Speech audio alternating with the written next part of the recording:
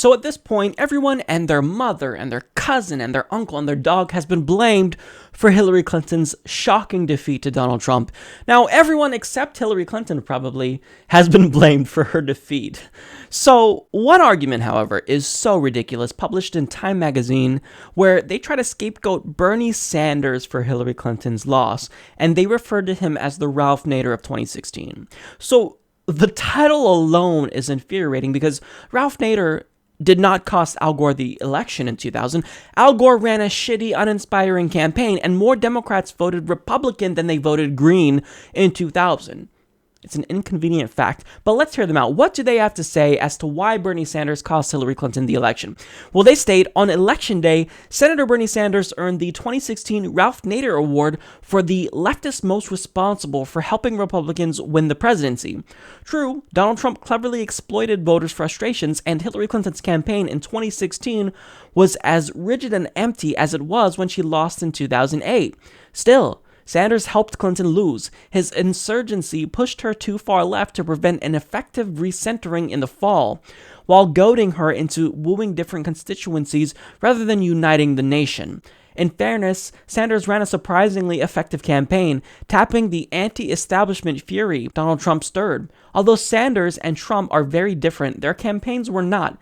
Each treated Hillary Clinton as a compromised, Wall Street-worshipping establishment sellout, because she was. Both demonized Washington insiders and free trade, rather than tackling the real structural problem. The United States deindustrialized because Americans refused to pay what it cost to hire American workers, and instead buy cheaper imported products. As a result, just as Ralph Nader siphoned tens of thousands of votes on Election Day 2000 in Florida from Al Gore, causing the deadlock and George W. Bush's victory, Bernie Sanders' similar vampire effect enfeebled Hillary Clinton. Pressed by the Sanders sensation, intimidated by Black Lives Matter, even Bill Clinton backpedaled, apologizing for fighting crime and his centrist legacy, with no one explaining how bad crime was in the 1990s, how dysfunctional the welfare system was, how 2/3 of blacks supported both initiatives. Clinton's legislation seemed draconian. Hillary Clinton became a donut candidate, sprinkling sweets to particular groups but lacking any core. That distortion made her the perfect foil for Donald Trump's demagoguery. Sanders liberals considered Clintonian centrism not liberal enough, not minority sensitive enough, not pure enough. The result is a president-elect hostile to liberalism, unafraid of demonizing minorities and epitomizing a killer instinct that makes Clintonian triangulation look naive. All this makes Bernie Sanders the Nader of 2016. No, it doesn't.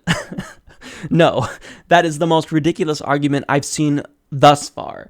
And I've seen a lot of dumb arguments as to why Hillary Clinton lost, but this definitely takes the cake. And I like how you're living in your own deluded reality. You say that Bernie Sanders and Donald Trump each treated Hillary Clinton as a compromised, Wall Street worshipping establishment sellout. Buddy, this wasn't just the way she was treated. This was factual. This isn't a hypothetical situation that they concocted.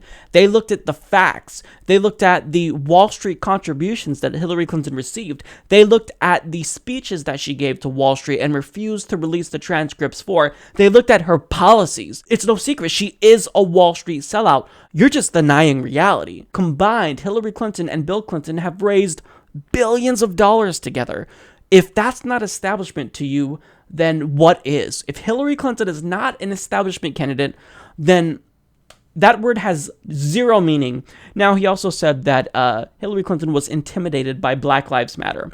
Yes, because these people who are terrified of the police who's supposed to be protecting them, how dare they try to pressure Hillary Clinton to take a strong stance on criminal justice reform? I mean, this is so frustrating to hear so-called liberals make this argument. They're lucky that Black Lives Matter didn't protest Hillary Clinton more than they did Bernie Sanders at first. Now, he actually lambasted Bill Clinton to a degree for backpedaling on his centrism. And he says nobody talks about how bad crime was in the 1990s or how dysfunctional the welfare system was. Do you not realize what Bill Clinton did to welfare? He didn't reform welfare in a way that benefits welfare recipients. He effectively gutted welfare. And yes, he kind of put up a fight. He vetoed the bill twice before inevitably signing it, but he still signed Republican welfare into law.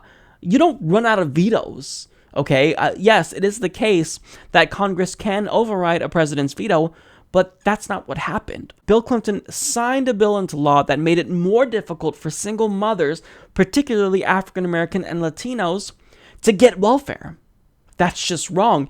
And yes, it is the case that crime was bad in the 1990s, but there were people that were speaking out against the crime bill saying, look, this is not the correct way to tackle crime. You're going to just create a mass incarceration prison industrial complex that screws up the country, that inevitably creates more problems, that increases the rate of recidivism. So everything that I get from this article is that you are creating this false reality and you're choosing to live in it rather than face the facts. Look, the fact of the matter is that Bernie Sanders did not cost Hillary Clinton the election. He campaigned his ass off for her when he didn't have to do that.